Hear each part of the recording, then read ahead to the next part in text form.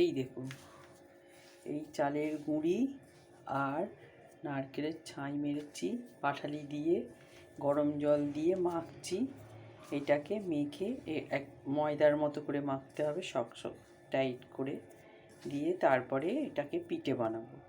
আজকে একটু সেদ্ধ পিঠে বানাবো। আমার বাড়িতে তো আমার হাজব্যান্ডও খায় না, ছেলেও খায় না, তাই এই নিয়ম রক্ষার্থে আজকে ওই দুটো বানাবো।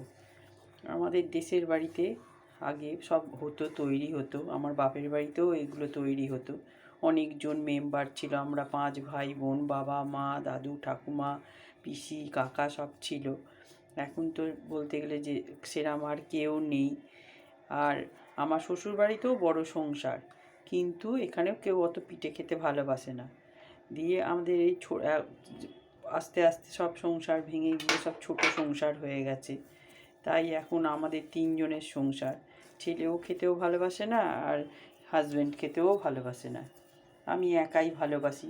তাই জন্যে আজকে যেহেতু সংক্রান্তি, তাই অল্প করে একটু বানাবো। এই যে এরম করে করে মাখতে হবে, মেখে তারপর পিঠেটাকে বানাবো। এই দেখুন বানানো হয়ে গেছে।